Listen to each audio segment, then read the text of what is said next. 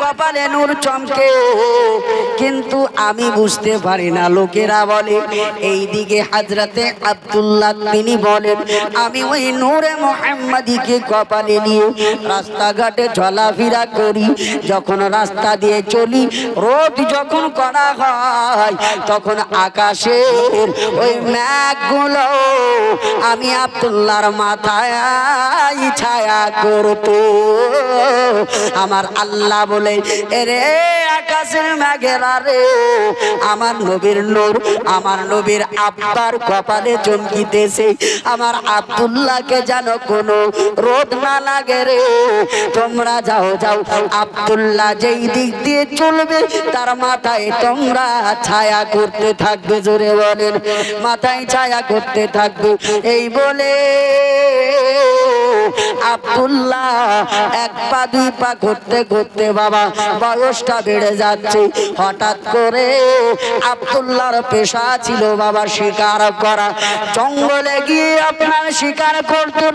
হঠাৎ করে আব্দুল্লাহ যখন একদিন শিকারে গেছেন বেরাদার, কিছু বেঈমানের দলেরা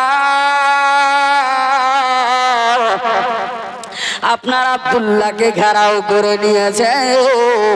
আর এই দিকে আমার নবীর নানা জান ওয়াহাব বিন জোহরি দেখতেছেন ওই নবীর আব্বা আব্দুল্লাহ তখন বাবা চিনার জান পেহচান নাই। দেখতেছেন একটা যুবককে কেউ যেন ঘেরোয়া করে নিয়েছে মারার জন্য। হঠাৎ করে আমি দেখতে পেলাম আমি ওয়াহাব বিন জোহরি ওই যুবকটাকে মারার জন্য কিছু বেঈমানেরা এসেছে তলোয়ার হাতে নিয়ে, অস্ত্র নিয়ে।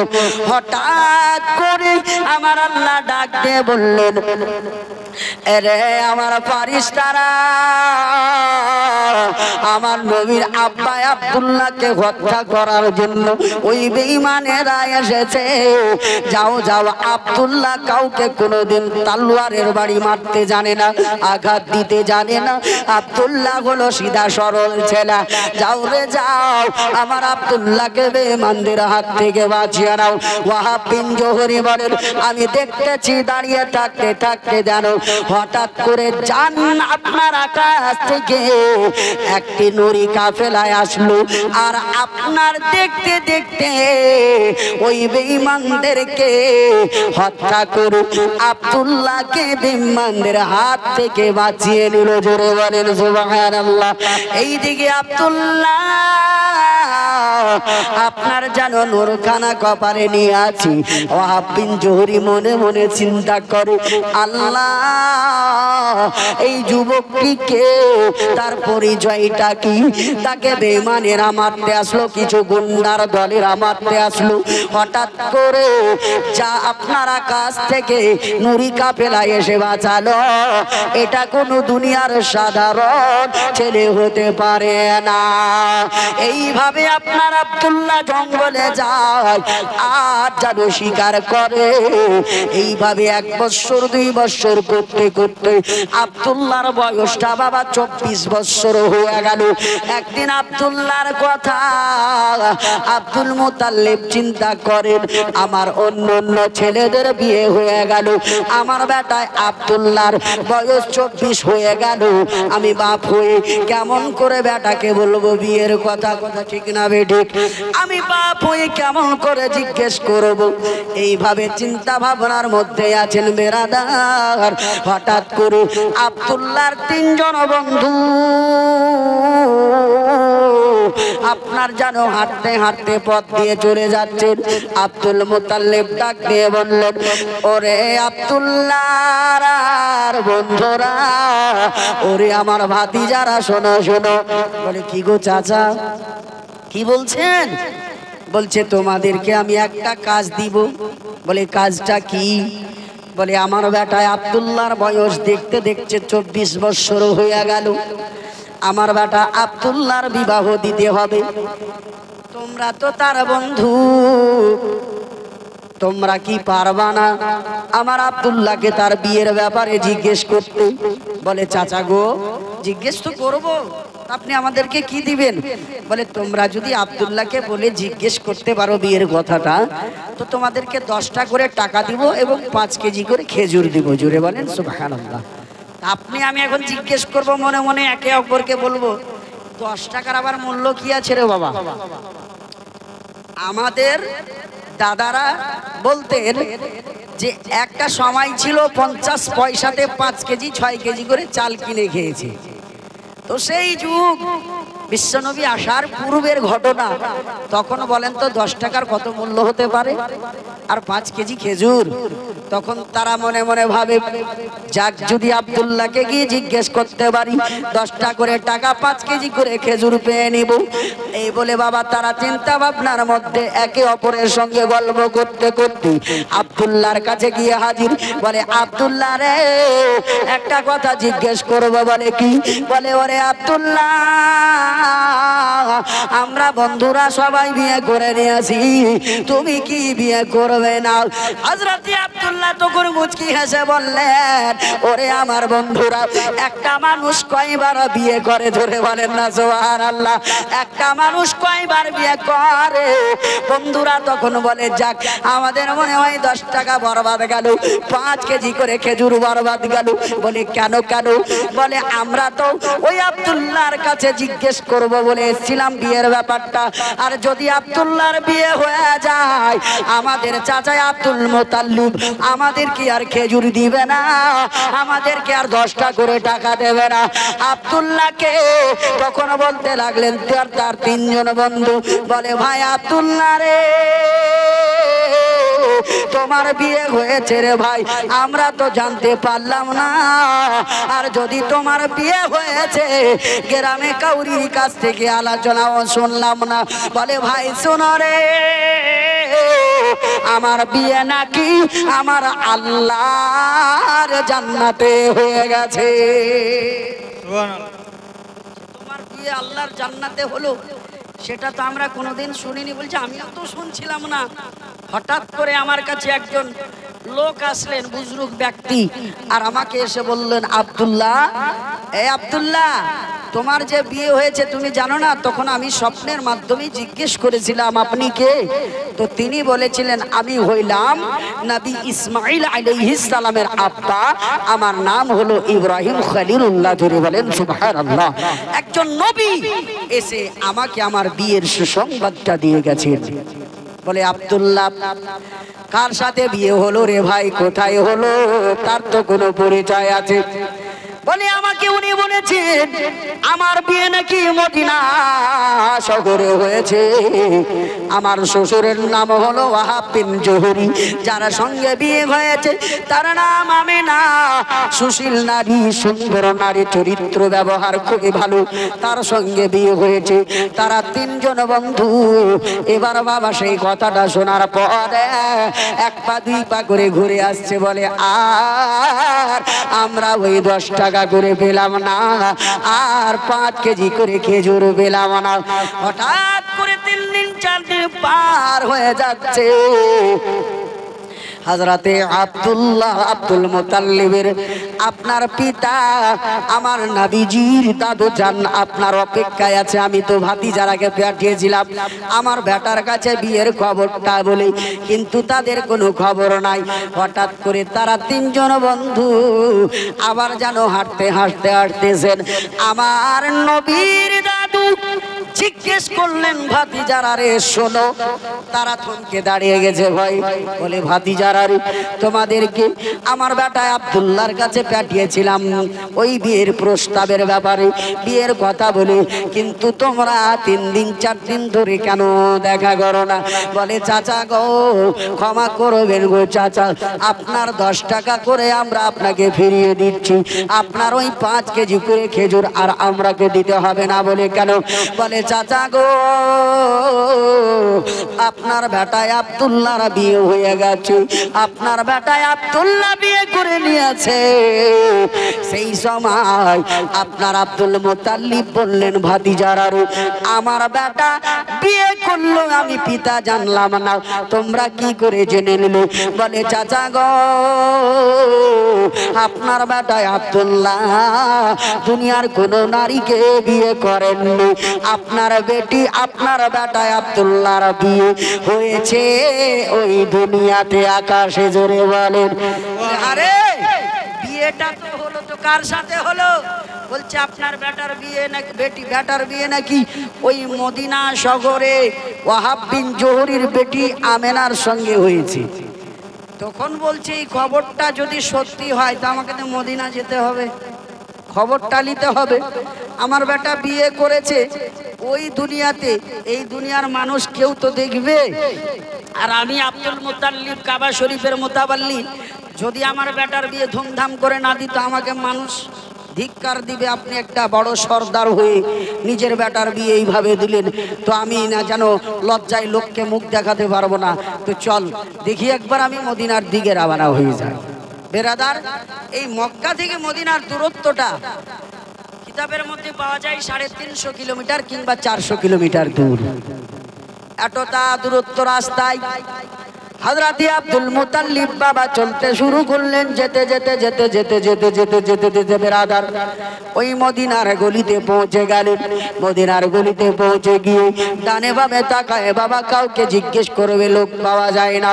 হঠাৎ করে হযরত আব্দুল মুতাল্লিব আপনার জানো একটা লোককে দেখতে পেয়েছেন। ওই লোকটিকে জিজ্ঞেস করে, ভাই গো, ওয়াহাব বিন জোহরের বাড়ি কোথায়? বলে, ভাই কেন, কি দরকার আছে? বলে, আমি ওয়াহাব বিন জোহরির বাড়ির খবর বলেছি, তুমি কেন এত অ্যাডভার্টাইজ করে বলছো? তুমি কেন এত বক বক করছো? তোমার জানা থাকলে বলে দাও ওয়াহাব বিন জোহরির বাড়ি কোনটা, আর না জানা থাকলে তুমি চলে যাও। তখন ওই লোকটি বললেন, ওগো আপনি কে, আপনার পরিচয়টা কি? বলে, আমি হইলাম কাবা শরীফের মোতাওয়াল্লি, আমার বাড়ি হলো মক্কা শহরে, আমি হইলাম কুরাইশ বংশের সরদার, আমার নাম হলো আব্দুল মুতাল্লিব। জোরে বলেন।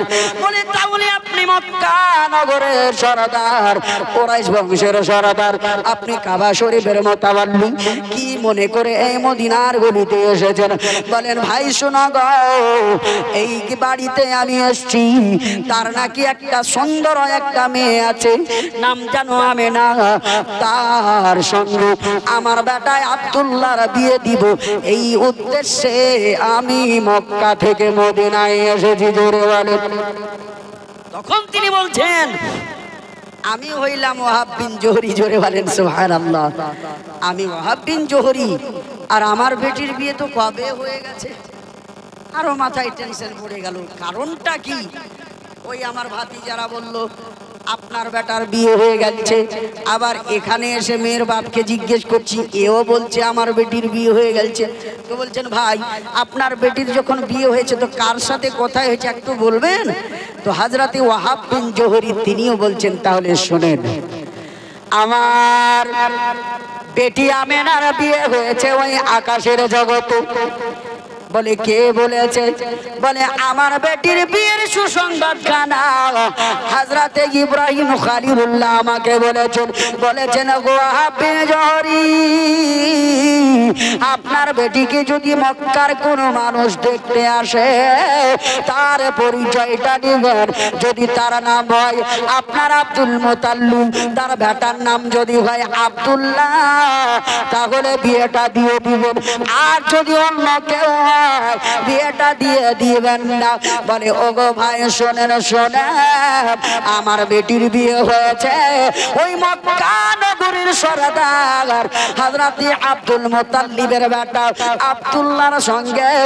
তখন তিনি বললেন, সুবহানাল্লাহ, আমরা দুইজন বিহার, আমার বেটা আব্দুল্লাহ, আপনার বেটা আমেনা, আর কোনো দেরি নাই, আমরা দুইজন মিলে একটা দিন তারিখ করো, আমাদের দুইজন বেটা বেটির কন্যা এবং দুইজন আমার ছেলে, আপনার কন্যা আমার ছেলে, দুইজনকে বিবাহের বন্ধনে বেঁধে দিও। ধরে বলেন সুবহানাল্লাহ। এইদিকে আমার নবীর দাদা আপনার এবং নবীজির নানা দুইজন সন্ধি মিলে আপনার জানো পরিচয়টা যখন হয়ে গেল, খাওয়া দাওয়া করার পর একটা দিন ধার্য করিয়া আপনার বিয়ের দিন ফিক্স করলো। জিলহজ মাসের 9 তারিখ সোমবারের দিনে বিয়ের দিনটা ঠিক হয়ে গেল। এইদিকে 1 2 3 করতে করতে যখন বাবা দিনটা আপনার কাছে আসলো, যেই দিন জিলহজ মাসের 9 তারিখ আপনার যেন সোমবারের দিনে বিয়েটা হচ্ছে, এই দিকে আমার আল্লাহর ফারিস্তা জিবরাইল আমিন আমার আল্লাহকে জিজ্ঞেস করেন, মাওলা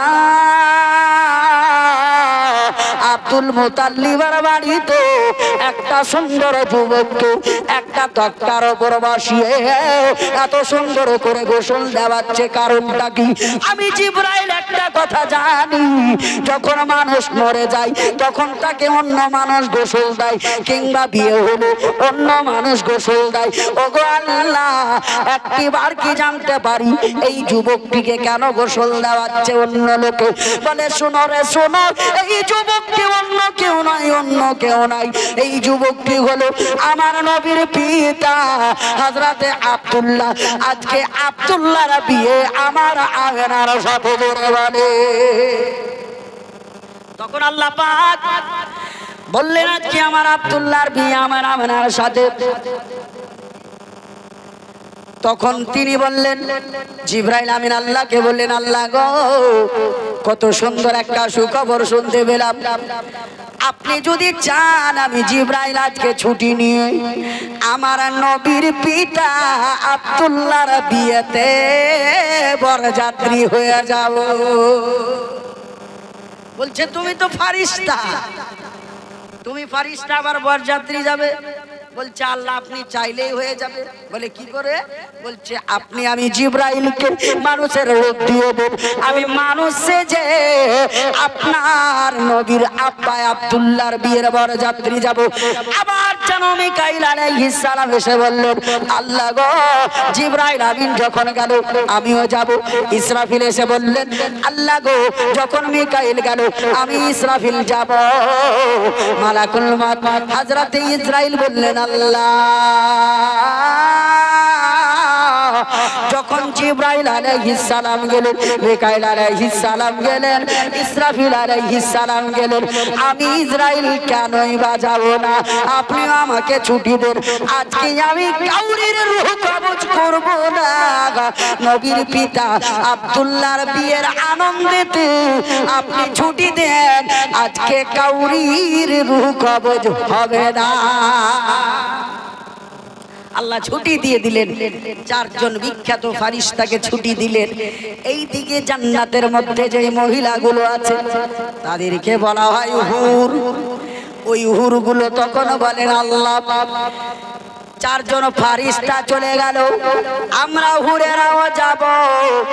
বলে ওরে হুরেরা তোমরা কি করবে? বলে আমরা হুর নারী জাত, জান্নাতের মধ্যে যদি আপনি যান গো চাচা, ওই হুরকে পাবেন দুনিয়ার বুকে। আপনি যখন পেয়েছিলেন আপনার স্ত্রীকে জীবন সঙ্গী হিসাবে, ভালো আমল যদি করেন গো চাচা, 5 টাইমের নামাজ পড়েন, যাকাত দেন, দুনিয়ার বুকে ভালো কাজ করেন, ওই জান্নাতে হুর নামক মেয়েগুলোকে আপনি জীবন সঙ্গী হিসাবে পাবেন। ওই হুরগুলো বলেছিলেন,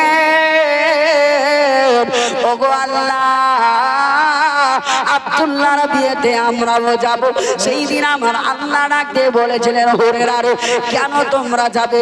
বলে আপনার আব্দুল্লাহ দুলহা আছে যে পালকিতে চড়ে থাকবে, আমরা হুরেরা জান্নাতি ফুল নিয়ে ছিটাতে থাকবো। সুবহানাল্লাহ। ডিস্টার্ব যেমন করছে বন্ধ করে দিন। যখন তিনার পালকিটা যাবে, আমরা হুরগুলো ফুল ছিটাতে থাকবো। এবার গেলেমান মানে পুরুষরা, হুরগুলো হলো নারী জাত, গেলেমান হলো পুরুষ জাত। যদি আমার মায়েরা কেউ জান্নাতি হয়, গেলেমানদের সঙ্গে জীবন সঙ্গী হয়ে থাকবে। গেলেমানগুলো বলছেন, আল্লাহ আমাদেরকেও ছুটি দেন। তারা কেউ আমার আল্লাহ জিজ্ঞেস করলেন, তোমরা কেন যাবে?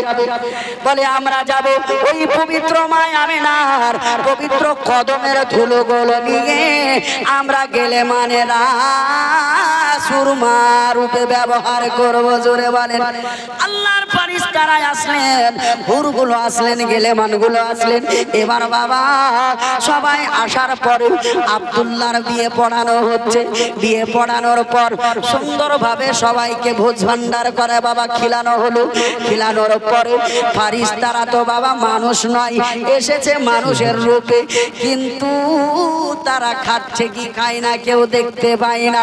এবার হযরতে ওয়াহাব বিন জোহরি বললেন, ওগো আমার ভাইজান আব্দুল মুত্তালিব, এই মক্কা থেকে মদিনার দূরত্বটা অনেক, এই মদিনা থেকে মক্কাটা অনেক দূরের রাস্তা।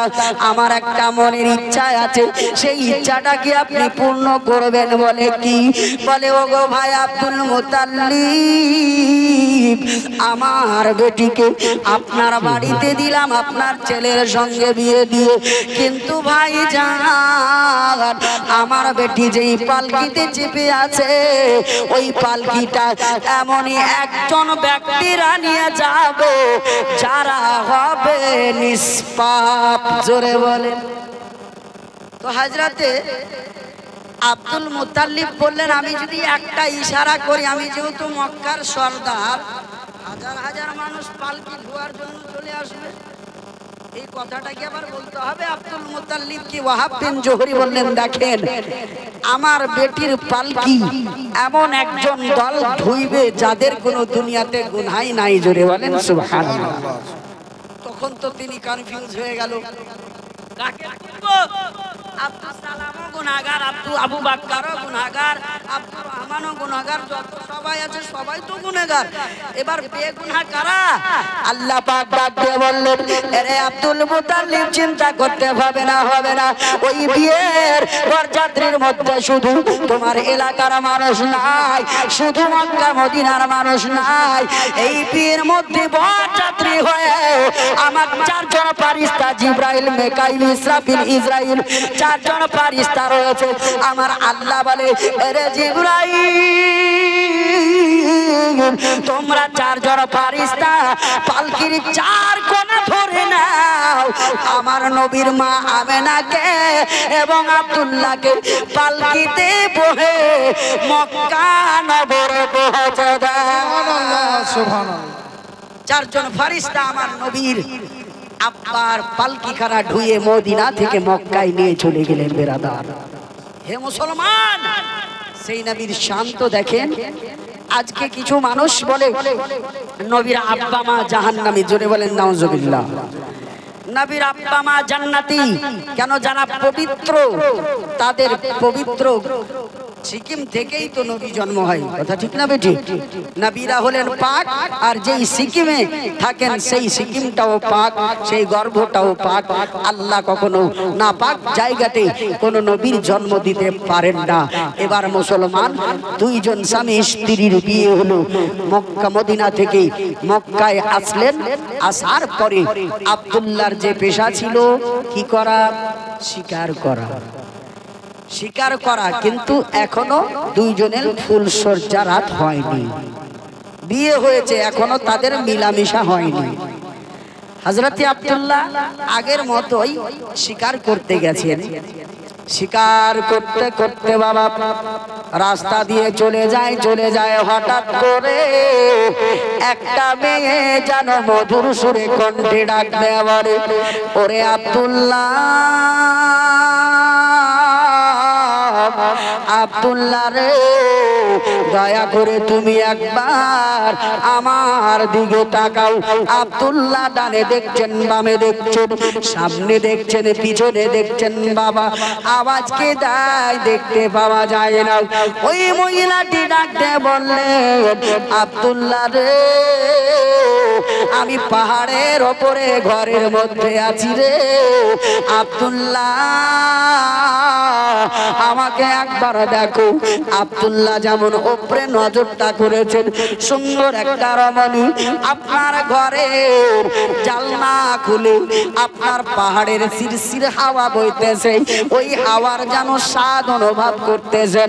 এইভাবে আব্দুল্লাহর কপালে নূরে মুহাম্মাদি দেখে ওই মেয়েটি বলতে লাগলেন, আব্দুল্লাহ, আমি তোমাকে কিছু কথা জিজ্ঞেস করব। বলে, কি গো? বলে আব্দুল্লাহ শোনো গো, আমি তোমাকে বিয়ে করার জন্য এখান থেকে প্রায় 15 দিনের রাস্তা ত্যাগ করো, মুলকে শাম থেকে আমি তোমার প্রেমে ছুটে এসেছি। বলে কেন রে মহিলা, তোমার নাম কি, তোমার পরিচয়টা কি? বলে মুলকে শামের যিনি প্রধানমন্ত্রী, ওই প্রধানমন্ত্রীর আমি একমাত্র বেটি। আমি কিতাবের মধ্যে পড়ে দেখেছি রে আব্দুল্লাহ, তোমাকে যেই নারীটি বিয়ে করবে তার জীবন ধন্য হয়ে যাবে। কিন্তু মেয়েটি জানে নাই আব্দুল্লাহর বিয়ে হয়ে গেছে। কেন? ওই নূর এখনো আব্দুল্লাহর কপালে চমকিতেছে। আব্দুল্লাহকে ওই মহিলাটি তখন বলেছিলেন, আব্দুল্লাহ রে, তুমি যদি আমাকে বিয়ে করতে না চাও, আমি এমন ঘরের বেটি, আমি সোনার পালঙে ঘুমাই, পা রাখি চাঁদির পালঙে। আমার সেবা করার জন্য একজন নয়, দুইজন নয়, 100 জন নারী আমার সেবা করে। ওরে আব্দুল্লাহ, তোমাকে যদি আমি জীবন সঙ্গী হিসাবে না পাই, আমি আমার জীবনকে হত্যা করে দিব, আমি জীবনে বেঁচে থাকবো না। আব্দুল্লাহ সেই দিন বলেছিলেন, নারী রে, এর ব্যাপারে আমি তোমাকে কিছুই বলতে পারবো না, বলতে পারবো না।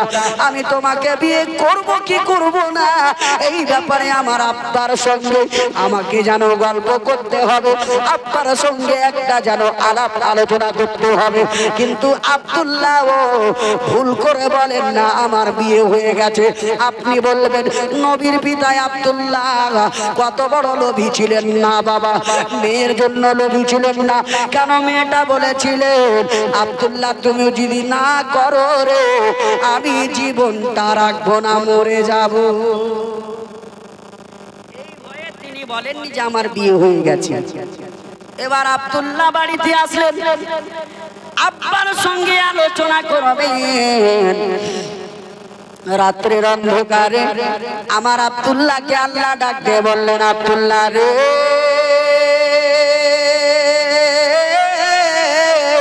আব্দুল্লাহ তুমি কি ভুলে গেছো বাড়িতে তোমার স্ত্রী আমেনা একাই ঘরে আছে?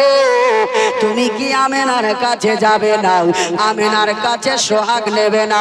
আমেনাকে কি তুমি আদর করবে না? আরে আব্দুল্লাহ, সারাদিন তুমি স্বীকার করলে, আমেনাকে কেন ভুলে রয়েছো রে? আব্দুল্লাহ মনে মনে ভাবে, কথা তো ঠিক, আমি আমেনাকে বিয়ে করেছি। আব্দুল্লাহ মুখ হাত ধুয়ে নিয়ে ঘরের ভিতরে প্রবেশ করেছেন রে মা। যেমনই প্রবেশ করেছেন, আমার নবীর আব্বা আব্দুল্লাহকে দেখে মা আমেনা আদবের সহিত দাঁড়িয়ে গেছে। আজকালকার স্ত্রী, সুবহানাল্লাহ, যদি স্বামী বাড়ির ভিতরে প্রবেশ করে, স্ত্রী কিন্তু চেয়ারে বসে আছে ঠামঠুম হয়ে। কথাটা লক্ষ্য করে শুনবেন, স্ত্রীর আর হুঁশ হয় না যে ইনি আমার মাথার তাজ। জোরে বলেন সুবহানাল্লাহ। স্বামী হচ্ছে আমার মাথার তাজ, আমাকে এই স্বামীর জন্য কুরসি ছেড়ে উঠে যেতে হবে, এই কুরসিতে আমার স্বামীকে বসতে দিতে হবে। জোরে বলেন সুবহানাল্লাহ। এইটা কিন্তু আর হুঁশ হয় না এখনকার স্ত্রীর। ও তো বসে আছে, আছে আবার পা হিলাবে, চলে আইলা জি বুধবার বাপ, ভাত পানি কিছু লাগছে, খাবা নাকি? ওই যে দেখো রান্নাঘরে খাবার রাখা আছে, তুমি একটু খেয়ে নাও, আমি খুব ঠকে আছি। মা কোথায় আছো তুমি?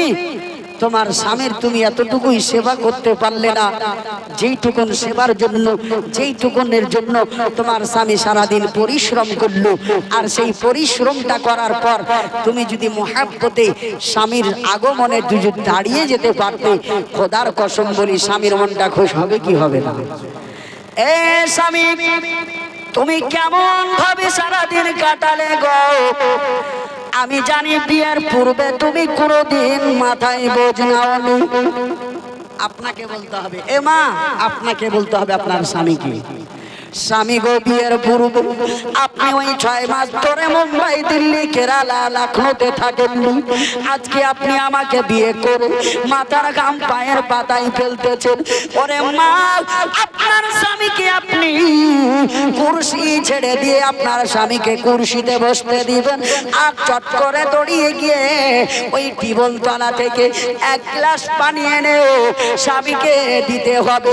আপনার স্বামীর হাতে দিয়েন না, করতে হবে কি শুনেন মা মহাব্বতের কথা, আপনার স্বামীকে ওই গিলাসখানা নিজের হাতে ধরে স্বামীর মুখে নিজ হাতে খাইয়ে দেন, পানি পান করিয়ে দেন, আর শরীরে যা ঘাম লেগে আছে নিজের আঁচল দিয়ে মুছে দেন।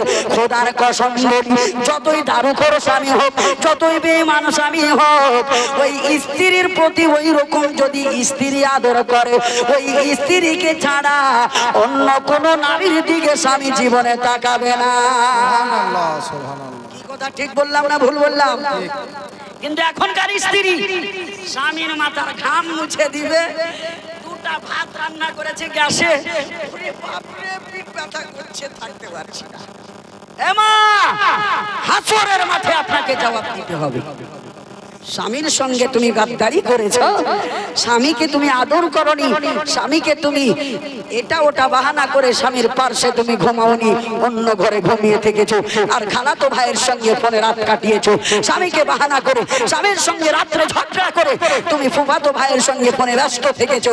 তোমার স্বামী সিধা সাদা ছেলে, তাকে তুমি এক ঘরে রেখে ঝগড়া করে তুমি রাগ করে অন্য ঘরে ঘুমিয়ে খালাতো ভাইকে সময় দিলে, ওই রাত্রে যদি তোমার মৃত্যু হয়ে যায়, খোদার কসম বলি আপনি সেই দিন সরাসরি জাহান্নামী হয়ে যাবেন। জোরে বলে মা আমেনা কি আদর্শ দেখিয়ে দিচ্ছেন, শিখিয়ে দিচ্ছেন। আল্লাহর নবীর পিতা আব্দুল্লাহ যখন ঘরের ভিতরে প্রবেশ করলেন, সঙ্গে সঙ্গে মা আমেনা দাঁড়িয়ে গেলেন। হযরতে আব্দুল্লাহ বললেন, আমেনা তুমি বসে যাও, তোমাকে দাঁড়াতে হবে না। মা আমেনা তখন সঙ্গে সঙ্গে আব্দুল্লাহকে সালাম দিলেন। সালামের উত্তরে জিজ্ঞেস করলেন, স্বামী গো, কেমন ভাবে আপনার সফরটা কাটলো, কেমন ভাবে আপনি ওই জানো জঙ্গলে দিন কাটালেন, একবারও আপনি আমার খবর নিলেন না। আমি আপনার স্ত্রী আপনার খবর নিচ্ছি। আল্লাহ বলেন, রে আব্দুল্লাহ, কথা বলার অনেক সময় আছে, দেরি করিও না, দেরি করিও না। আমার আমেনাকে তুমি একটু আদর করো, আমেনাকে একটু মায়া দাও। এই বলে বাবা দুইজন স্বামী স্ত্রী সুন্দরভাবে উজু করে নিয়ে 2 রাকাত নামাজ পড়ে আমার নবীজির পিতা এবং মা আমেনা রাদিয়াল্লাহু তাআলা আনহা আপনার জানো দুইজন মিলে শারীরিক সম্পর্ক করলেন বাবা, যেটাকে আমরা নিজের মাতৃভাষায় জানি সোহাগ রাত, ফুলসজ্জার রাত। সেই রাত্রি যখন আব্দুল্লাহর কপাল থেকে আমার নবী মুস্তাফার নূরখানা আমেনার গর্ভে গেল, সেই দিন বেরাদার ওই নূরখানা আমেনার গর্ভে যাওয়ার সাথে সাথে কিতাব সাক্ষী দেয়, আপনার জঙ্গলের প্রাণীগুলো, পশুগুলো, আকাশের উড়নেওয়ালা পাখিগুলো, মানুষের বাড়িতে থাকা চোপাইয়া জানোয়ারগুলো সবাই একে অপরকে বলতেছেন সুবহানাল্লাহ, মারহাবা মারহাবা। আজকে আব্দুল্লাহর কপাল থেকে আমেনার গর্ভে আমার নবী চলে এসেছে। সুবহানাল্লাহ। ওই ছাগল ভেড়া বকরিগুলো কোন মাদ্রাসায় পড়েছিল গো বলেন তো? জিয়াউন নবী কিতাবের নাম স্পষ্ট লেখা আছে, মাদারেজুন নবুয়াত স্পষ্ট লেখা আছে। আব্দুল্লাহর কপাল থেকে যখন নবীর নূর আমেনার গর্ভে গেল, সমস্ত প্রাণীগুলো একে অপরকে সুসংবাদ দিল, মারহাবা মারহাবা, নবী আসার সময় কাছিয়ে গেছে। আজকে আব্দুল্লাহর কপাল থেকে মা আমেনার গর্ভে নবীর নূরটা মুনতাকিল হয়েছে, সবাইকে তোমরা সুসংবাদ জানিয়ে দাও। আকাশের ফারিস্তারা একে অপরকে সুসংবাদ জানালো, দুনিয়ার বুকে পশু পাখিরা একে অপরকে সুসংবাদ জানালো। আজকে যখন আমরা উম্মতে মুহাম্মাদি ঈদে মিলাদুন নবীর দিনে আপনার জুলুস পালন করে একে অপরকে বলি মারহাবা ইয়া মুস্তাফা, কিছু গাঁজাখোরের দল বলে এই সব বেদাত হারাম, সুন্নিরা সব হারাম কাজ করছে, বলে কি বলে না? আজকে তুমি মানুষ হয়ে মানুষের উপর ফতোয়া দিলে, সেই দিন নবীজি আমার আব্বার কপাল থেকে মায়ের গর্ভে গেল পশু পাখি, সেই দিন যেন আপনার একে অপরকে সুসংবাদ দিয়েছিল। তারা আবার কোন মাদ্রাসায় পড়েছিল? তারা কি বুখারী পড়েছিল? তারা কি আপনার মিশকাত পড়েছিল? তারা কি তিরমিজি শরীফ পড়েছিল? না, আমার আল্লাহ তাদের মধ্যে একটা শক্তি ক্ষমতা দিয়েছিলেন যাতে দুনিয়ার মানুষও জানতে পেরে নাই আমার নবীর শান কত। এত শান না বলনেওয়ালা প্রাণীও নবীর গাইছে গুণগান। জোরে বলেন সুবহানাল্লাহ। একবার মহব্বতে দুরূদ আল্লাহুম্মা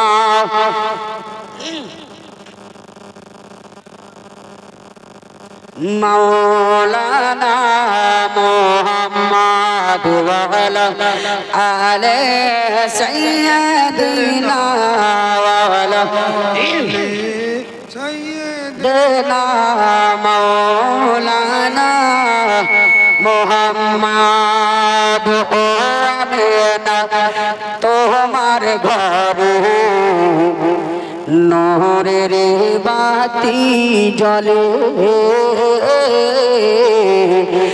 নূরের বাতি জ্বলে আমেনা তোমার ঘরে নূরের বাতি জ্বলে। তাই তাই ছুটে আসে হরো ফেরেশতা,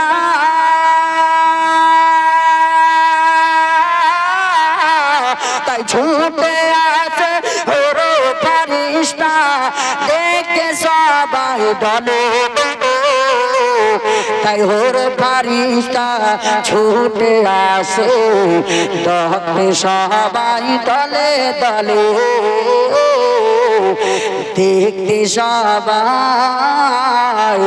দলে দলে আমেনা তোমার ঘরে নূরের বাতি জ্বলে। আর আরব দেশের প্রথম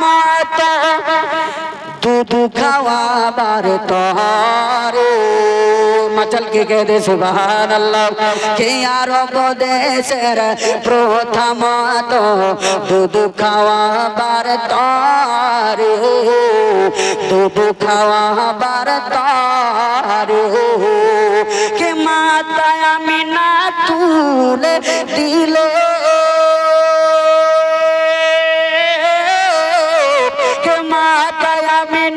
তুলে দিলেন মা হালিমার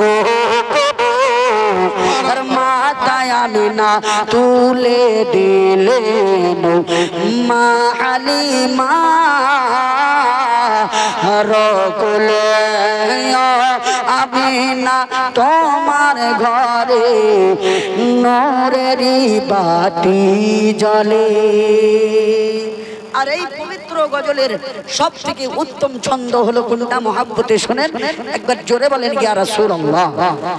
আর নবীকে দেখার আশা নিয়ে জঙ্গলের ওই বাঘ পশু মহাব্বতে বলেন না।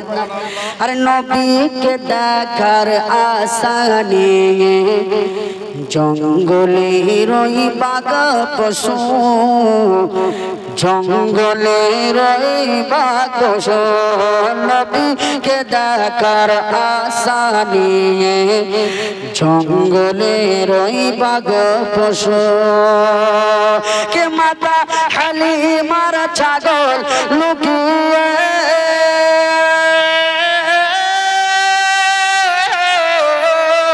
মাতা হালিমার ছাগল লুকিয়ে, মাতা হালিমার ছাগল লুকিয়ে রাখিল প্রাঙ্গণে। আর মাতা হালিমার ছাগল লুকিয়ে রাখিল সেই জঙ্গলে আমিনা তোমার ঘর নূরেরি বাতি জ্বলে। আল্লাহুম্মা সাল্লি আলা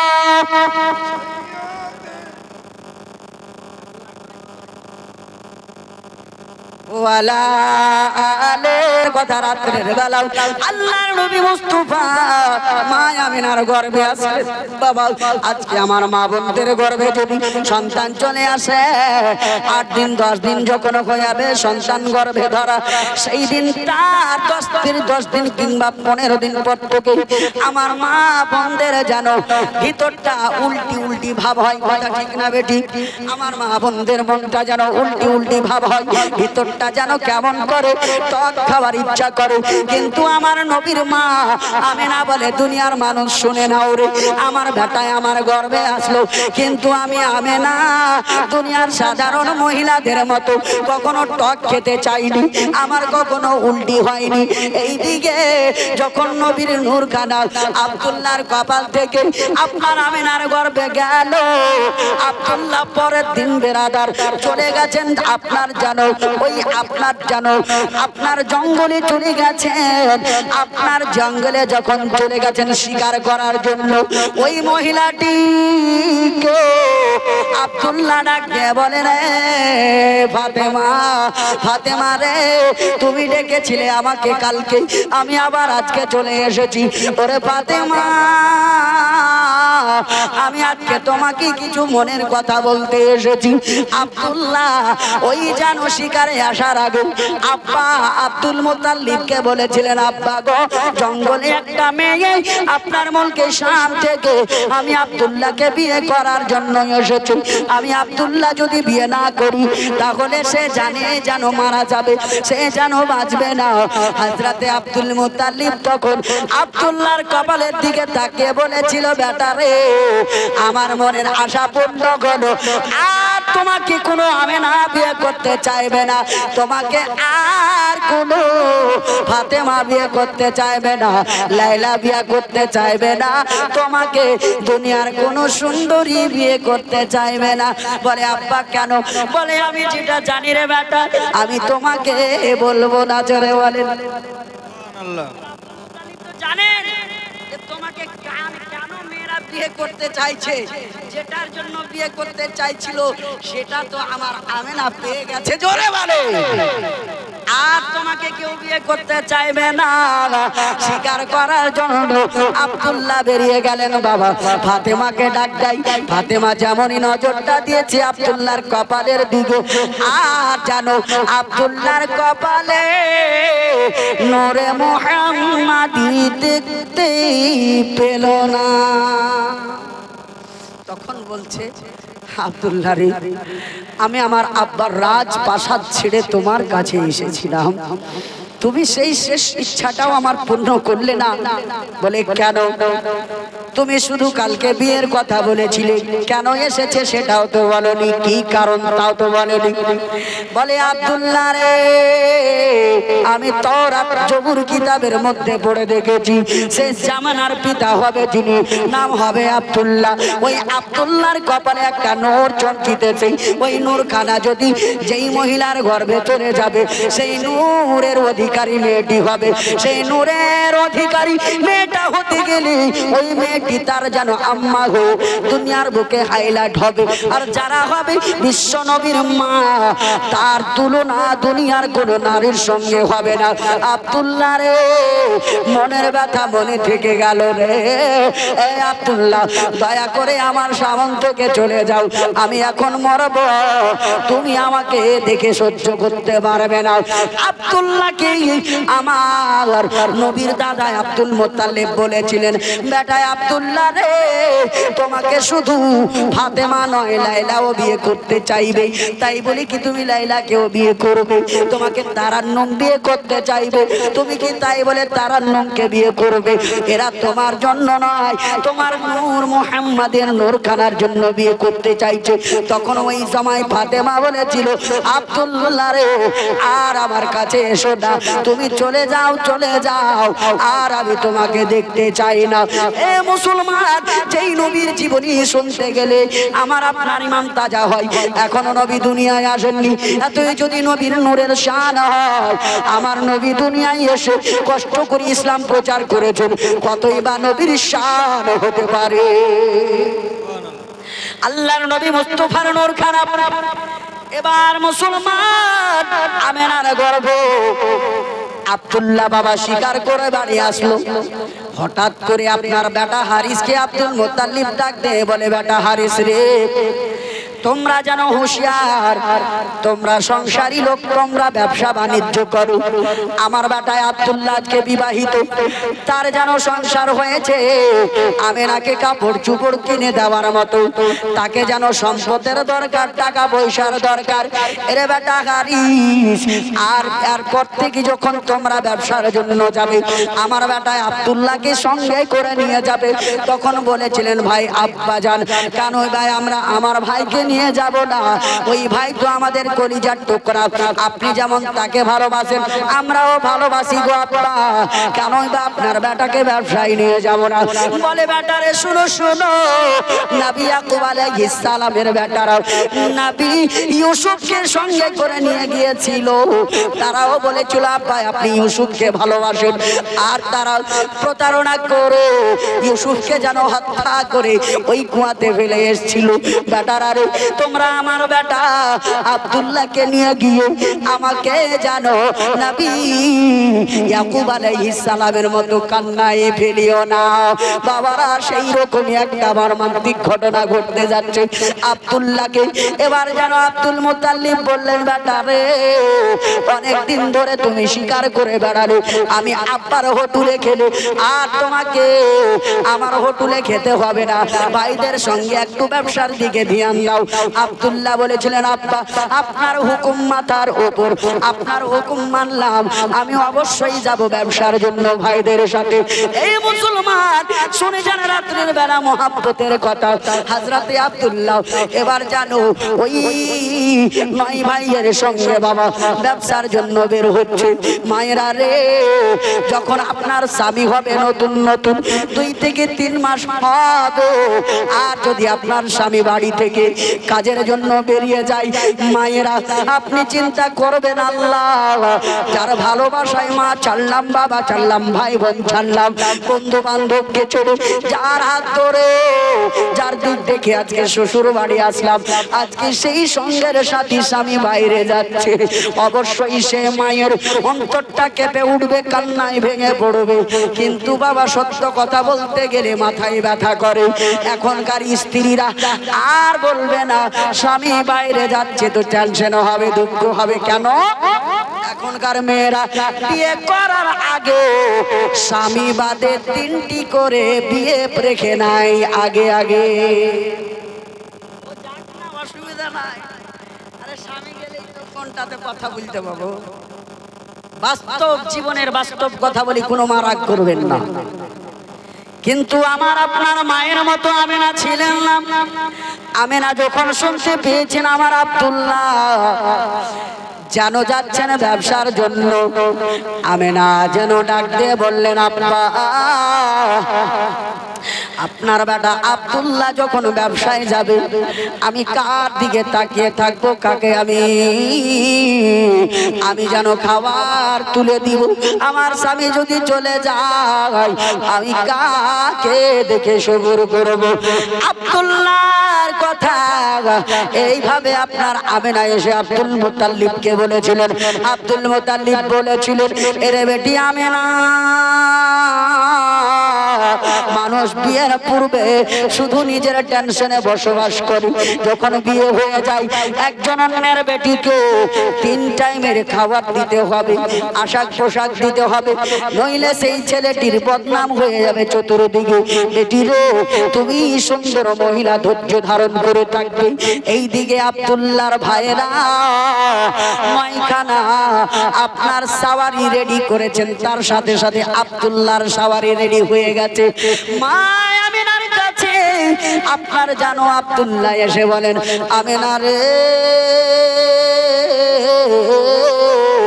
3 মাস ধরে তোমার সঙ্গে আমি সংসার করলাম রে আমেনা, আমি এই কয়েক মাসের মধ্যে যদি কোনো ভুল করে থাকি রে আমেনা, আমাকে তুমি ক্ষমা করে দিও। হযরতে আমেনা সেই দিন বলেছিলেন, স্বামী গো খোদার কসম বলি এই আরবের নগরে হয়তো আপনার মতো স্বামী আমি আমেনা যে পেয়েছি দুনিয়ার কোনো নারী হয়তো পাইনি। জোরে বলে কেন? আপনার তুলনা কোনো ভাইয়ের সঙ্গে করা যাবে না, আপনার তুলনা মক্কা নগরে কাউরির সঙ্গে করা যাবে না। স্বামী গো দয়া করে আপনি আমাকে এই রকম বলে কাঁদায়েন না। ওরে আমার আব্বারা মহব্বতের কথা শুনে যান। যেই দিন আপনি বাড়ি থেকে বেরিয়ে যাবেন কলকাতার উদ্দেশ্যে, যেই দিন বেরিয়ে যাবেন কেরালার উদ্দেশ্যে, যেই দিন বেরিয়ে যাবে সৌদি আরবের উদ্দেশ্যে, কিংবা বাড়ি থেকে এক রাতের জন্য কিংবা ঘন্টা খানিকের জন্য বাড়ি থেকে বেরিয়ে যাবেন, স্ত্রীর হাতখানা খপ করে ধরে নিয়ে স্ত্রীকে বলো, স্ত্রী রে আমি বাড়ি থেকে বেরিয়ে গেলাম রে, আমার ওপর তোমার যদি কোনো হক থাকে আমাকে ভুল করেও তুমি মনে করে মনে দুঃখ নিও না, আমাকে তুমি ক্ষমা করে দাও। রাস্তায় বেরিয়ে যাচ্ছি, আমি যদি অ্যাক্সিডেন্ট হয়ে মারা যাই আমার জন্য তুমি চোখের পানি ফেলবে না, বরঞ্চ আমাকে মন থেকে ক্ষমা করে দিবে এবং আমি বের হচ্ছি আমাকে মন থেকে ক্ষমা করে দাও। এইভাবে আপনাকে আমাকে স্ত্রীর কাছ থেকে বিদায় নিতে হবে। আর মায়েরা রে আপনার স্বামী বাড়ি থেকে যাবে, তুই চোখের পানি যদিও ঝরে রে মা, ওই চোখের পানি স্বামীর সামনে ফেলবে না রে মা। মনটা যদিও কাঁদে রে মা, মনের কষ্ট মনে রেখে স্বামীকে হাসি মুখে বিদায় করবে। কেন? আপনি অবলা মহিলা, আপনি যদি কান্না করেন আপনার স্বামী আপনার মায়ায় পড়ে যাবে, আপনার প্রতি দয়া হয়ে গেলে বাইরে যাবে না, বাইরে না গেলে আপনাকে ভালো খাবার ভালো পোশাক দিতে পারবে না।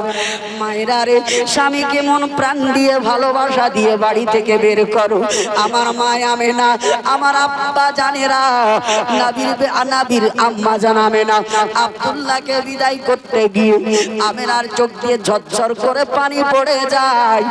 কেন বাবা? বুঝাতে চাই আপনাদেরকে। এখনই বলবেন মৌলানা আপনি বললেন স্বামীকে বিদায় দিলে আপনাকে কান্না করতে হবে না, কিন্তু আমেনা কেন কান্না করলো? আমার আল্লাহর বান্দি আমেনা বুঝতে পেরে নিয়েছে আমার আব্দুল্লাহ যদিও যাচ্ছে আমি আর আব্দুল্লাহকে দ্বিতীয়বার দেখতে পাবো না।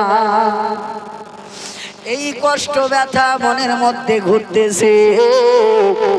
আমেনা রাদিয়াল্লাহু আনহা স্বামীকে বিদায় দিচ্ছে। স্বামী জানো আমেনাকে বলে, আমেনার আর কেঁদো না রে আমেনা, আমি তো বেশি দিনের জন্য নয় একটি মাসের জন্য যাচ্ছি রে আমেনা।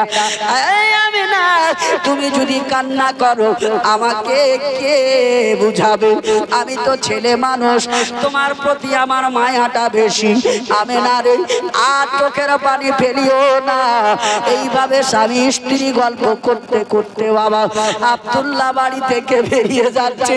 আর আমার নবীর মা নবীকে আমার গর্ভে নিয়ে আপনার যেন স্বামীর দিকে তাকাই, একবার গর্ভের দিকে তাকাই, মনে মনে বলে আল্লাহ আমার আব্দুল্লাহকে আর মনে হয় ফিরে পাবো না, আমার আব্দুল্লাহ আর মনে হয় আসবে না।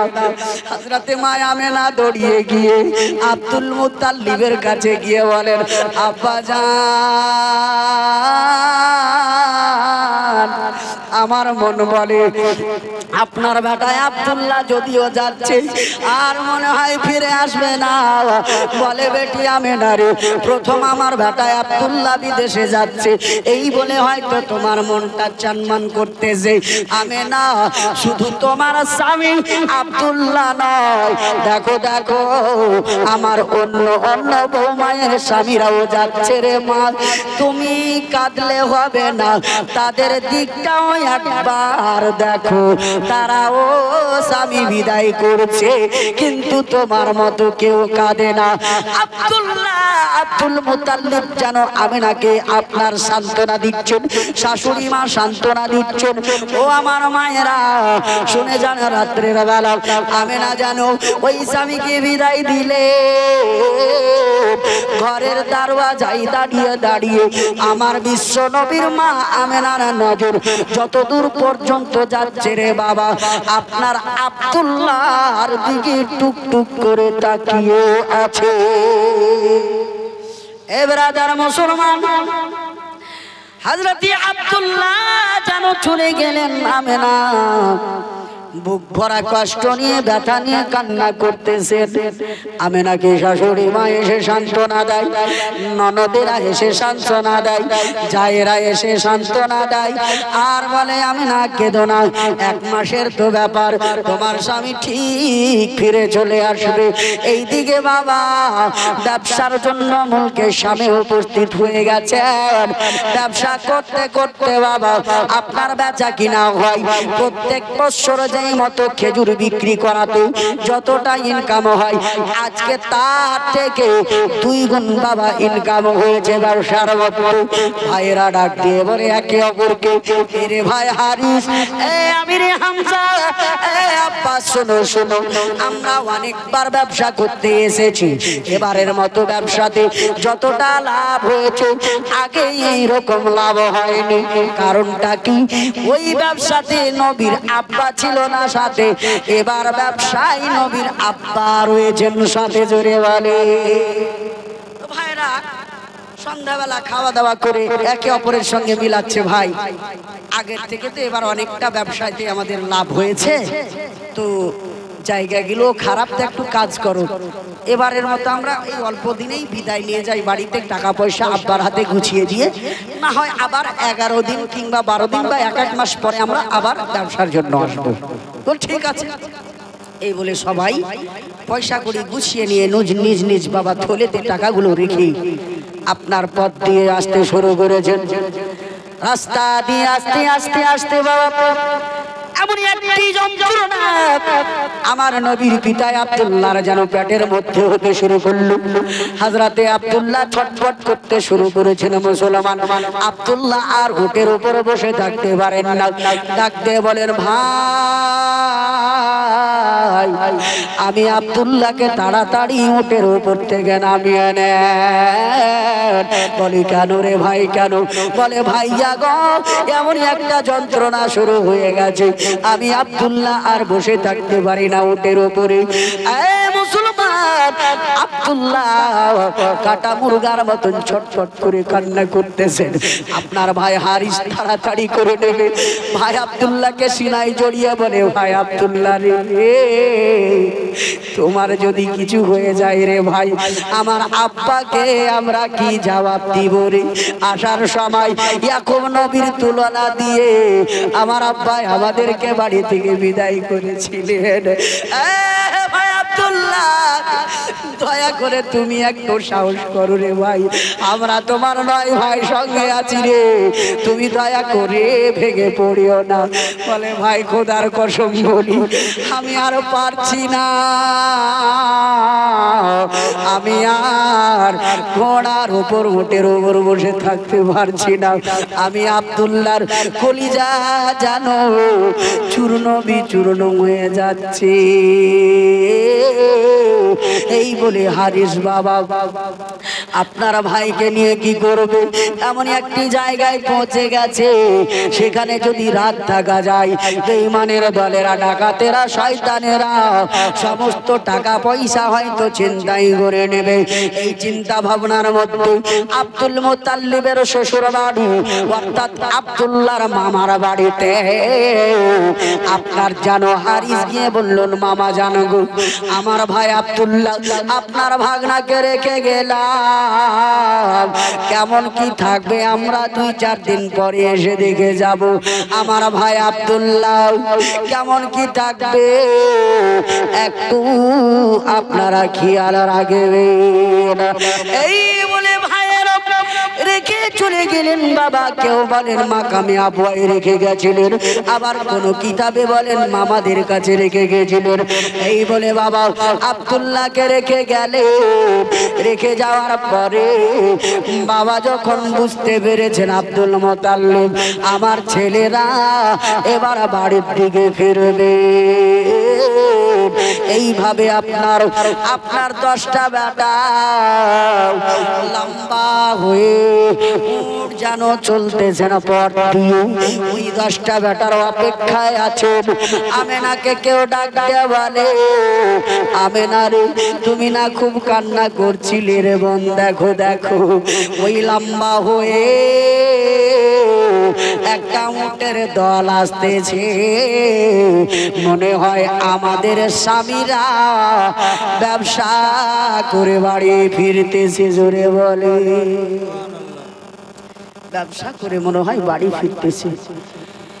হযরতে আমিনা সেই দিন আমার আপনার মা বোনদের মতো কালো আর ঘৃণাহীর মতো কালো শরীরের কাপড় রাখেননি বাবা, আপনার শরীরটাকে ঘিনঘাট্টা করে রাখেননি, অপরিষ্কার করে রাখেননি।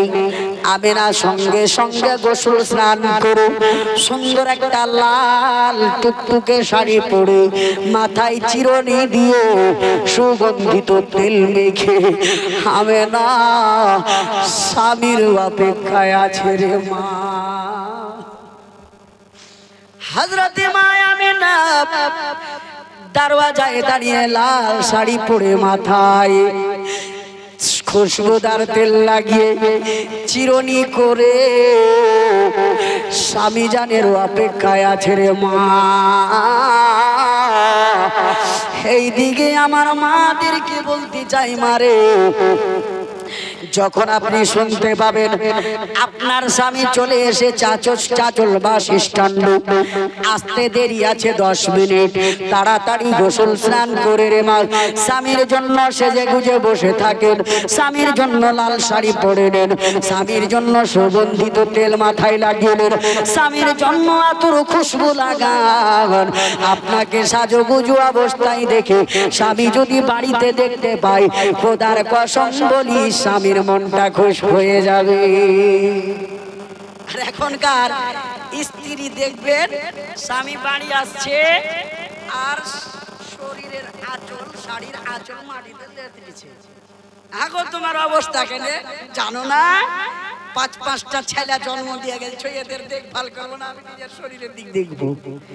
মানে 6 মাস ইনকাম করে আসলো পরিশ্রম করে, তারপরেও বাড়িতে এসে স্ত্রীর কাছ থেকে দুটো মহব্বতের কথা শুনতে পেল না। হযরতে মা আমিনা এক এক করে উটগুলো গুনতেছেন, একটা আসলো, 2টা আসলো, 3টা আসলো, 4টা আসলো, 5টা আসলো, 6টা 7টা আসলো, 9টা আসলো। 10 নম্বরে উটটা কোথায় গেল? আমেনা দৌড়িয়ে গিয়ে আব্বা আব্দুল মুতাল্লিবের কাছে গিয়ে বললেন, ওগো আব্বা জান, ওগো আব্বা, আপনি পাঠিয়েছিলেন 10খানা উট আপনার 10টা বেটাকে দিয়ে, আজকে আমি আমেনা দেখতেছি মাত্র 9খানা উট এসেছে গো আব্বা, কারণটা কি? বলে আব্দুল মুতাল্লিব, ওরে বেটি আমেনা দাঁড়াও, আমাকে একটু দেখতে দাও। হযরতে আব্দুল মুতাল্লিবের মনটা যেন আব্বার মনটা ধড়ফড় করে উঠেছে। ডাক দিয়ে বলে, বেটা হারিস রে, এই বেটা আমি রে হামজা, এই বেটা আব্বাস, বলো বলো রে, তোমাদেরকে আমি 10খানা উটের উপর চাপিয়ে পাঠিয়েছিলাম, বেটারা রে আরেকটা উট কোথায়? আরেকখানা উটওয়ালা কোথায়? সঙ্গে সঙ্গে হারিস আব্বা জানের হাত দুটা ধরে বলে, আব্বা গো, আপনার আব্দুল্লাহকে ফিরিয়ে আনতে পারলাম না, আপনার আব্দুল্লাহকে আর নিয়ে আসতে পারলাম না। বলে কেন রে বেটারা? বলে রাস্তায় আসতে আসতে আপনার বেটায় আব্দুল্লাহর পেটের ব্যথা শুরু হয়ে গেছিল, কোনো হালাতেই নিয়ে আসতে পারলাম না গো আব্বা, ক্ষমা করবেন। আমরা বহু চেষ্টা করলাম কিন্তু আনতে পারলাম না, রাস্তায় রেখে এসেছি। হযরতে মা আমেনাকে হযরতে আব্দুল মুত্তালিব বললেন, মারি তোমার স্বামীকে আমার ছেলেরা আনতে পারেনি, রাস্তায় জানো মাকামের আবুয়াতে পেটের যন্ত্রণা নিয়ে ছটফট করতেছিল, তাই আনতে পারেনি। আমেনা আর যেন থাকতে পারেন না, আল্লাহকে ডাক দিয়ে বলে, মওলা এত বড় কষ্ট কেন দিলেন আল্লাহ, এত বড় কেন সাজা দিলেন আমাকে আল্লাহ, হে মাওলা আল্লাহ গো, আমি আমার আব্দুল্লাহকে আমি নয়ন ভরে আদর করতে পারলাম না, ভালোবাসা দিতে পারলাম না। আল্লাহ গো, আমার আব্দুল্লাহ যেখানেই থাক যেন সেই সালামতে থাকে। মায়া মেনা আব্দুল্লাহর জন্য দোয়া করে। এবার বলে, আব্দুল মুত্তালিব বেটা হারিস রে, বাড়ি তো ফিরে এলে রে বেটা, তাড়াতাড়ি যাও, আমার আব্দুল্লাহ কেমন আছে দেখে এসো, সঙ্গে করে নিয়ে এসো।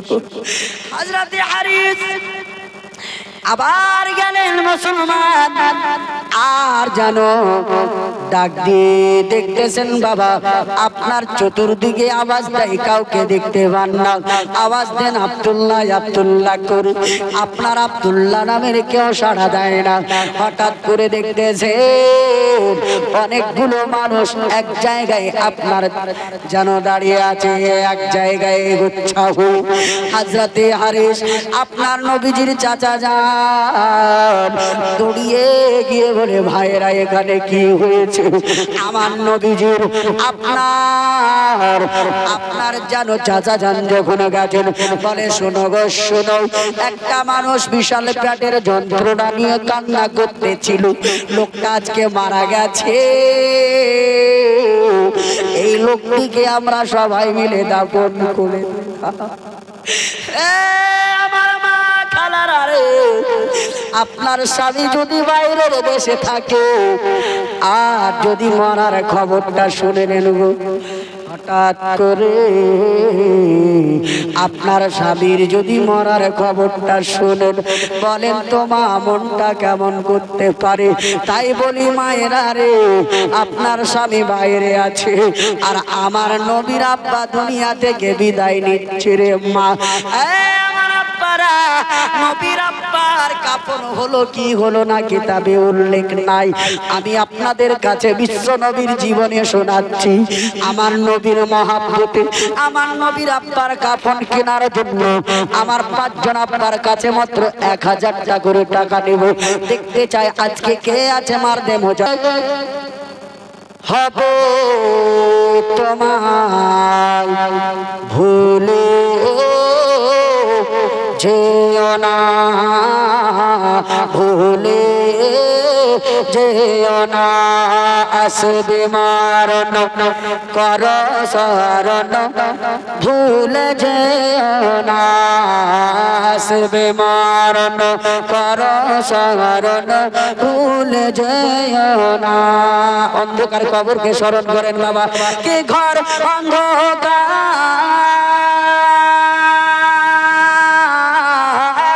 ঘরে অন্ধকার হবে তোমার, ঘরে অন্ধকার হবে তোমার, আসল ঠিকানা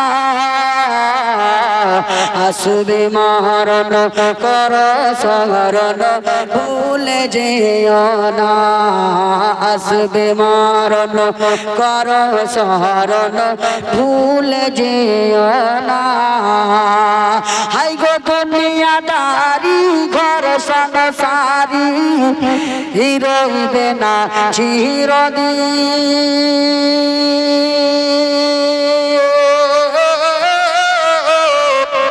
আর জমি গাড়ি বাড়ি গাড়ো হবে সব বিলীন। সুবহানাল্লাহ। সুন্দর বিল্ডিং সাজিয়ে রেখেছেন না? সব চলে যাবে কবরে। তাই বাবা কবরে যাওয়ার আগে 1000 টাকা করে টাকা 5 জন বাপের কাছে চেয়েছি, এখনো তো আমার কোনো বাপ আসলো না যে দেখি মৌলভী সাহেব আপনার কথায় আমি আমল করে আপনার নবীর ঘর মাদ্রাসায় 1000 দিয়ে দিলাম।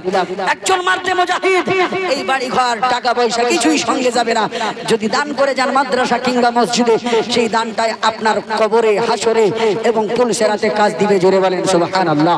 তাই কবি করে কে বাড়ি গাড়ি টাকা করো রহিবে না চিরদিন,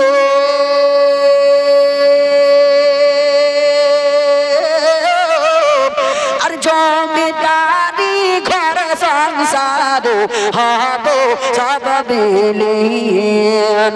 হাই গো জমিদারি বাড়ি গাড়ি হবে সব বিলীন। হাই গো কবরেতে তোমার সাথে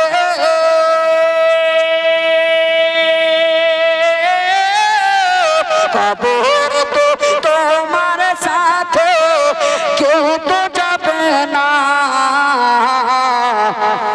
মরতে হবে দুনিয়া ছেড়ে, যেতে হবে ভুলে যেও না। আর মুনকার নাকির হবে হাজির তোমার কবরে,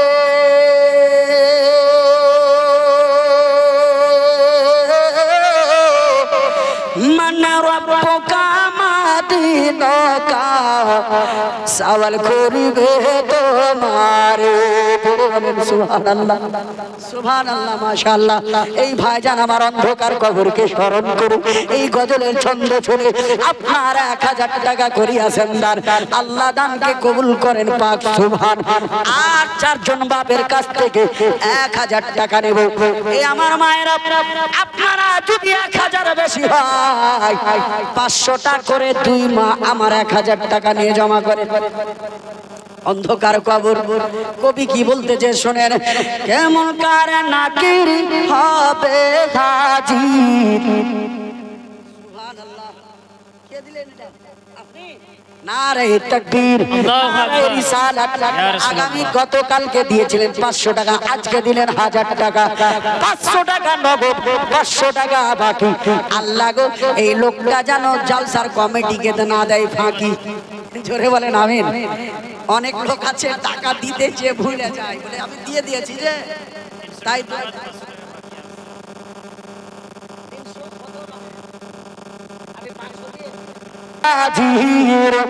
আপনার কবরে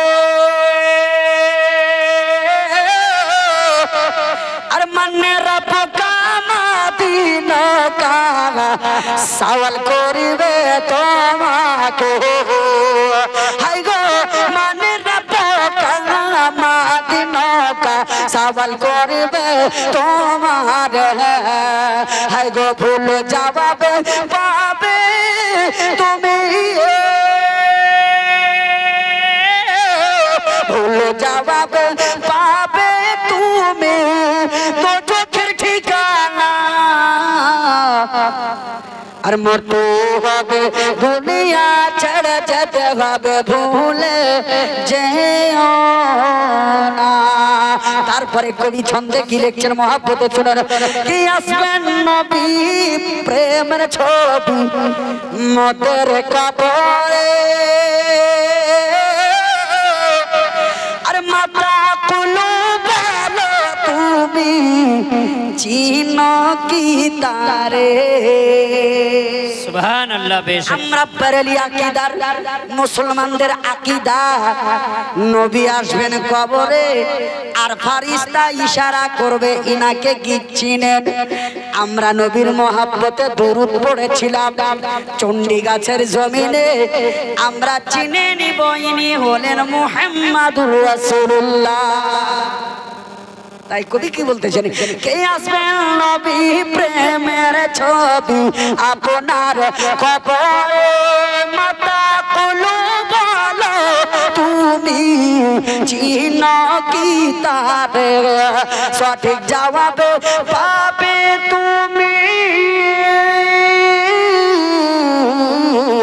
সঠিক জবাব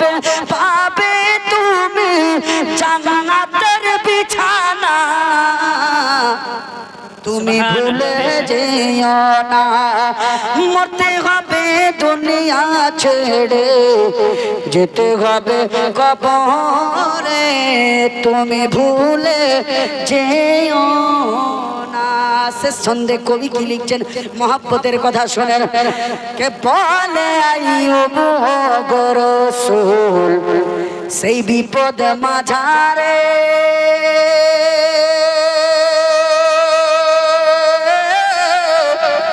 কে তরাবে আপনি বিনে নবী আপনি না হলে। জোরে বলেন না সুবহানাল্লাহ। আমরা নবীর আশায় হাসরের মাঠে বসে থাকবো, তাই ছন্দের মধ্যে কি কবি কি লেখেন মহব্বতের কথা। আসবেন নবী প্রেমের ছবি, বলে আইয়ুব ও গো রাসূল, সেই বিপদ মাঝারে কে তরাবে আপনি বিনে নবী আপনি না এলে। এবার ছন্দটা পড়বো, শুধু আমিন বলবেন। কে পালে পারে করিয়েন পুলসে রাতে,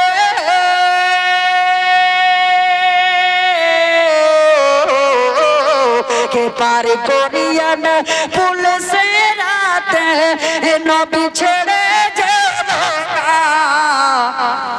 আমরা যাব মদিনা, মরতে হবে দুনিয়া ছেড়ে, যেতে হবে চলে, জোগাড় কিছু করো মুমিন, সেথায় যাওয়ার তরে। ও আমার আব্বারা মায়েরা, ওই অন্ধকার কবরের কথা কি মনে পড়লো না রে মা?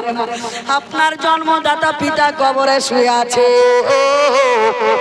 আপনার গর্ভধারিণী মা শুয়ে আছে, ওই মায়ের মহব্বতে একজন আব্বাই আমার যদি বলেন আমি 1000 টাকা দিব, খোদার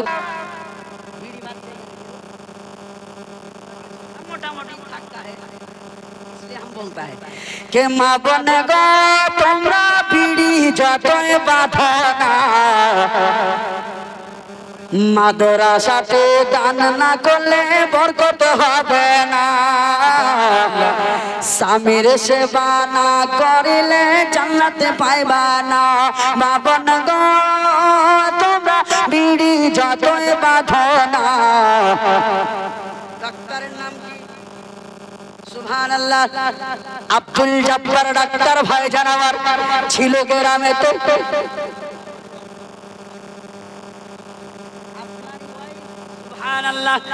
ডক্টর আব্দুল জব্বার জামালউদ্দিন ডাক্তারের স্ত্রী, আপনার 1020 টাকা করেছেন দান। আল্লাহ দানকে কবুল করেন পাক সুবহান আমিন সুম্মা আমিন। লা ইলাহা ইল্লাল্লাহ মুহাম্মাদুর রাসূলুল্লাহ সাল্লাল্লাহু আলাইহি ওয়াসাল্লাম। একটা খালাতো বোন উঠলো, হাতে অনেকটা টাকা নিয়ে, আমি তোমরা বিড়ি যতই বাঁধো না, স্বামীর সেবা না করিলে জান্নাতে পাইবা না, স্বামীর সেবা না করিলে জান্নাতে পাইবা না, মা বোন জান্নাতে পাইবা না। কি টাইমে টাইমে 5 ওয়াক্তের নামাজ তোমরা পড়ো, থাকতে সময় তোমরা সবাই স্বামীর সেবা করো, টাইমে টাইমে 5 ওয়াক্তের নামাজ তোমরা পড়ো, থাকতে সময় তোমরা সবাই স্বামীর সেবা করো। স্বামীর সেবা করিলে আল্লাহকে খুশি করিলে আল্লাহ তোমায় দেখে খুশি হবে, নইলে তুমি ডুবে যাবে দোজখের মাঝার। মা বোন গো তোমরা বিড়ি যতই বাঁধো না, স্বামীর সেবা না করিলে জান্নাত পাইবা না, মা বোন ভুলে যেও না।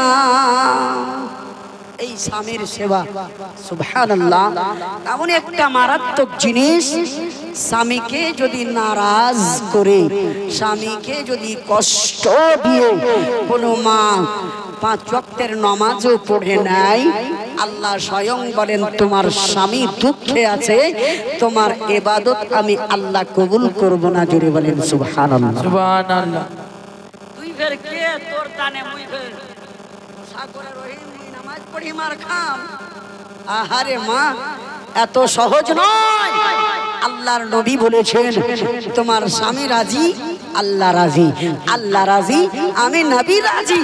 যদি তোমার স্বামী তোমার প্রতি দুঃখিত থাকে, আল্লাহ দুঃখিত হবে, আমি রাসূলুল্লাহ দুঃখিত হব, আর তোমার ইবাদত একটাও আল্লাহ কবুল করবে না। হে ব্রাদার মুসলমান, আমি চেয়েছিলাম আমার একজন বাপের কাছ থেকে, যোগ্য বাপের যোগ্য বেটা, 1000 টাকা চেয়েছিলাম, কোন বাপের কাছ থেকে রেসপন্স